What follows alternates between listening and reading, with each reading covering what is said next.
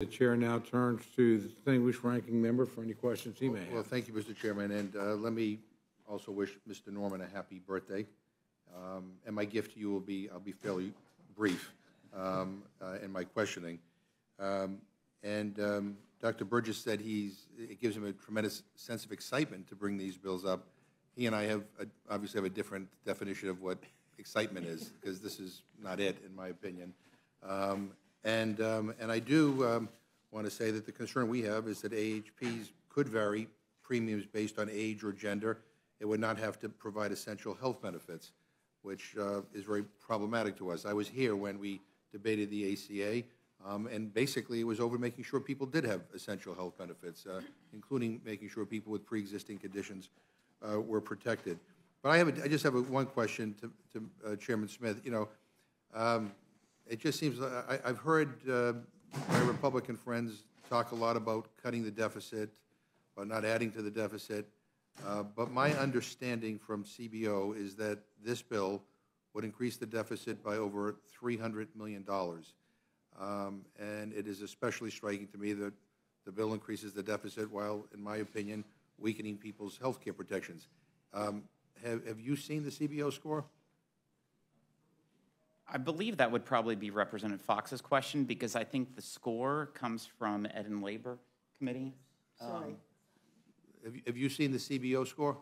I have not. I apologize. Yeah, no, I will like to ask unanimous consent to insert in the record the CBO score, which basically says that this bill would increase the deficit by over $300 million. And I just find it particularly... 301? What? 301? Million. But there is a manager's amendment that corrects that. No, it doesn't. It does. According to this, is CBO, this is, it says, let me read it to you here, estimated direct spending and revenue effects of the Rules Committee print and the Choice Arrangement Act as amended by Amendment 8, which I assume is the manager's amendment. Yeah, it was 579 million. With your change, it's 300 million. I pointed out because the deal that was struck only a few weeks ago, which punishes poor people, the whole fuss was over the deficit, and here we have, you know, a bill that, even with the fixes, adds $300 million to the deficit. I guess I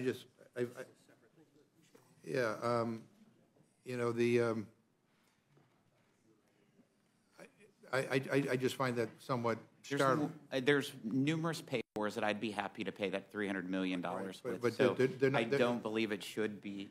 And I believe my manager's amendment paid. No, the manager's amendment does not, according to CBO, does not, it reduces it from what, 579 million to 300 million.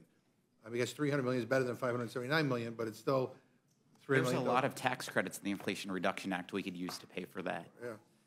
Well, the bottom line is in this bill, yeah, we have a disagreement with you on that, but nonetheless, they're not included in this bill. And the regulation that this, you know, going back in response to Mr. Burgess, the regulation that this bill purports to codify discusses purchasing insurance that meets the ACA protections like essential benefits and lifetime limits or caps. This bill does not codify that element of the regulation. So a less consumer-friendly administration could undo those pieces in the future, and it is not correct to say that this bill codifies the ACA protections for these arrangements. Mr. Scott. Yeah, a lot has been said about whether or not it protects people with pre-existing conditions. Technically, Dr. Burgess, it does. But you can price by past experience. If you got a lot of people with pre-existing conditions, the price is going to be higher than average. People are going to look at it and say, no, I'm going to stay in the ACA regular pool. That's why when you have an ACA plan, it'll always be cheaper, because if you randomly distribute the groups, some will be higher, some will be lower. Those that are going to charge higher than average will not be viable plans. Nobody will buy the product. only those with lower plans, and so you've gotten healthy people coming out. Now, there are a couple of things. So you technically have to, but the fact that you can screen, you can price by experience means that those with pre-existing conditions never get into one of these things. The other is, if you got a bunch of realtors, all from the locality, and one of them has a child that's in the children's hospital, all their peers are going to say, come on, Mike, get back in the pool and don't hurt us. And so that's how the or if somebody with a pre-existing lot of expenses will be by peer pressure, jump back in the regular pool so that the realtors or the physicians or the Chamber of Commerce plan will be much cheaper. So technically, yeah, you got to cover everybody with pre-existing conditions, but in practice, either you'll get priced out or you'll peer pressure, you won't join. But so that what you're going to have is a cheaper plan. You're going to have only healthier people, and what's left behind is going to be more expensive. And the more these things proliferate, unless you can get into one of these, the prices will go higher and higher. And we've been there because that's how it was before the ACA. If you had pre-existing condition, you couldn't buy insurance. Now you can, at the average rate. And as I said, the way this bill is written, it could mean that a less consumer-friendly administration in the future could undo the pieces of the ACA that we think is so essential.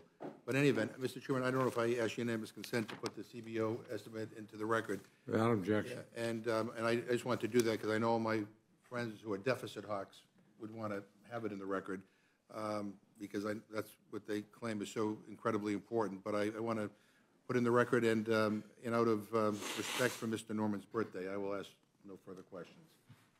You're back.